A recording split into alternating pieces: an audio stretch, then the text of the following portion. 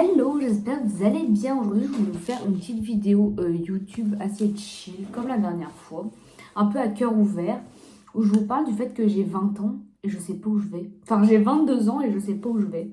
Je sais pas où je vais dans la vie, en fait. Là, actuellement, je ne travaille pas. À partir des bases, j'étais dans un collège classique. Enfin, j'ai fait une scolarité classique niveau collège primaire. J'ai été une enfant qui avait énormément de difficultés à l'école, c'est-à-dire que j'ai été dyslexique, dyscalculique, j'avais toutes les dyslexies possibles. J'ai été suivie par une orthophoniste. Selon elle, j'avais un TDAH. On n'a jamais pris le temps de faire le test avec ma mère, mais selon elle, je l'avais. J'étais hyperactive, j'avais de l'hyperactivité, je tenais pas en place son machin, etc., etc. Ça a été très compliqué au collège parce que j'avais des mauvaises notes, je révisais pas mes cours, je faisais... en fait, j'étais un peu la turbulente de la classe, constamment. J'étais tout le temps la turbulente.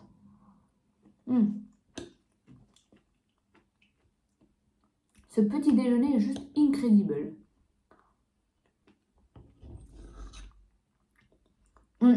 Arrivé en troisième, on devait choisir où aller, quoi, finalement. Donc, moi, je me suis dirigée automatiquement vers un bac professionnel parce que déjà, j'ai toujours été passionnée de cuisine. Et c'était le bac pro qui m'attirait le plus. Ça mélangeait de la cuisine que j'adorais faire et le côté créatif. C'était les meilleures années de ma vie. C'était les meilleures années de ma vie. J'ai 22 ans, mais c'était mes meilleures années, c'était le lycée. J'ai aucun regret d'avoir été en bac pro cuisine. Suite à ce bac pro cuisine, je suis allée en BTS hôtellerie. Alors, je ne sais pas ce qui m'est passé par la tête. Au moins, j'ai tenté, on va dire. Mais c'était un échec, une catastrophe, un échec cuisant. Ça m'a pas plu du tout. Trop de théorie, pas assez de pratique.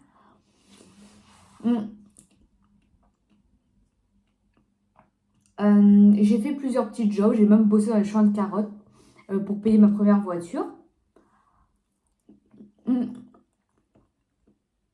J'ai pas que bossé en restauration. À la suite de ça, je suis partie à Biarritz. J'ai fait 2 saisons à Biarritz. Donc une première saison de 8 mois, qui était très longue. Et pour une première saison, je trouve que c'est un petit peu long. Je vous déconseille de partir durant 8 mois. Si c'est votre première saison, choisissez plutôt une saison un peu plus courte, peut-être. Moi, j'étais un peu fada dans ma tête. Je me suis barrée comme ça du jour au lendemain. J'ai toujours été attirée par le Pays Basque. Du coup, j'y suis allée. Et je vous ai déjà parlé de mes troubles alimentaires. À Biarritz, ça s'est accentué. Ma première saison. C'est en 2021, je suis rentrée complètement affaiblie chez moi, dénutrie. Et c'est là que j'ai commencé à demander de l'aide. Donc du coup, c'était très long les démarches pour pouvoir être suivie dans le centre où je suis suivie. Mais il y a eu presque 2 ans d'attente avant que je sois prise en charge. Et du coup, c'est en rentrant de ma première saison à Biarritz que j'ai été prise en charge. Voilà, je reprends du poil de la bête, ça allait un petit peu mieux. À la suite de ça, je décide de repartir en saison. Donc c'était l'été dernier. Je repars en saison à Biarritz. La saison se passe très bien. Franchement, c'était ma meilleure saison. J'ai repris du poil de la bête, je faisais mes séances de sport, je m'entendais bien avec mes collègues, tout allait très bien. Et on me propose de partir à Pralognan cet hiver, en saison également, en cuisine. Et là, je rechute complètement dans mes TCA, dans mes troubles alimentaires. Donc là, cet hiver, je suis rentrée de ma saison d'hiver.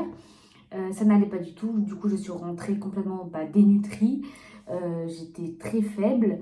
J'ai décidé d'arrêter la salle de sport. Si vous voulez une vidéo sur le fait de mon arrêt de la salle de sport, je pourrais vous en faire une si ça vous intéresse. Je mange en même temps. Et du coup, en rentrant cet hiver, ma mère m'a dit « Tu ne reprends pas de travail ». Parce que moi, dans ma tête, j'étais repartie pour repartir travailler. Moi, c'était hors de question que je reste à la maison sans rien faire. Elle m'a dit « Non. Là, Chloé, t'arrêtes, tu te soignes, tu prends du temps pour toi. Tu prends le temps de guérir, de savoir ce que tu veux réellement faire. Parce que, en fait, je sais même pas si j'aime la restauration. J'ai toujours fait ça parce que j'ai fait mes études là-dedans. Mais je me suis jamais posée et je me suis dit, mais est-ce que c'est vraiment ça que je veux faire? Est-ce que je veux vraiment être cuisinière? Bah, je sais pas finalement. En fait, je sais même pas moi-même si j'ai envie d'être cuisinière. Du coup, là, j'ai 20 ans, 22 ans et je suis complètement paumée dans ma life. C'est-à-dire que là, ça fait à peu près 4 mois que je n'ai pas travaillé parce que je prends le temps de me soigner. Je culpabilise énormément, d'où le fait que je me suis lancée sur TikTok. Je faisais déjà des TikTok, mais j'étais pas à fond dedans. Et en fait, bah, je me suis lancée, je me suis mise à fond, j'ai montré ma personnalité, comment j'étais dans la vie, une mamie finalement. Je suis une personne simple qui aime les choses simples et les gens peut-être que se sont reconnus en moi. Euh, ils ont kiffé ma personnalité. C'est vrai que ça a monté très vite sur TikTok. Je suis énormément reconnaissante. Hmm. Je suis trop heureuse d'avoir créé une communauté comme ça. Mais je culpabilise quand même d'être à la maison et j'ai l'impression de rien faire. Enfin, en fait, j'ai l'impression de servir à rien en fait. Mais je pense que c'est normal d'être perdu à 20 ans, dans sa vingtaine.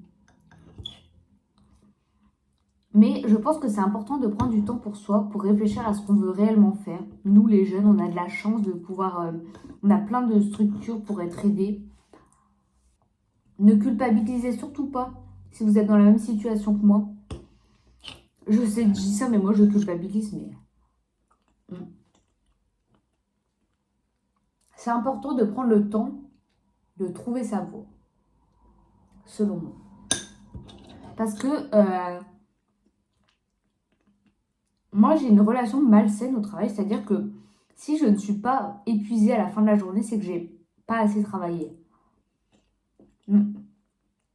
J'ai toujours eu l'habitude de travailler, bah, comme je vous ai dit, en restauration. Et en restauration, bah, c'est un rythme intense. Donc du coup, moi, j'ai connu que ça. C'est-à-dire faire des 45 heures semaine sans avoir réellement de pause pour manger le midi, sans avoir de pause le soir pour avoir le temps de manger. Moi, j'ai pas l'habitude de tout ça.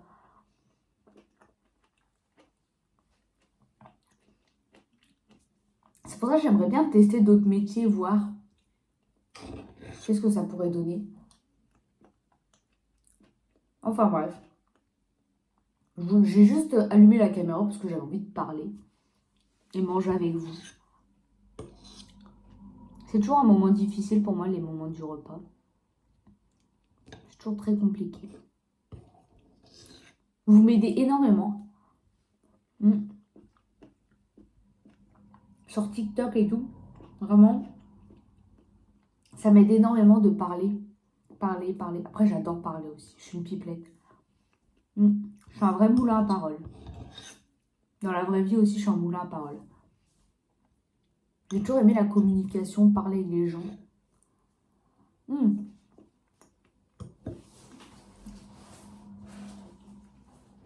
Qu'est-ce que c'est bon les bols comme ça? Je m'en lasserai jamais. Fromage blanc, flocon d'avoine, graines de chia, protéines à la vanille. Mais est-ce que je vais m'écœurer un jour de ce repas? En fait, ça me tient au corps. Je pense que c'est ça. Il y a un truc de réconfortant avec le fromage blanc, mais je ne sais pas ce que c'est. Mais je crois que ça rappelle la maternité, mais je suis pas sûre. Je sais pas, j'adore. Genre, je pourrais manger tout le temps, que ça. Genre, que du fromage blanc. Je sais que c'est pas bon. En plus, je sais que c'est pas bien, les produits laitiers. Et moi, j'ai aucun problème de digestion avec ça. Avec les produits laitiers, je sais qu'il y en a qui ont beaucoup de problèmes de digestion. Et moi, bizarrement, je digère super bien les produits laitiers.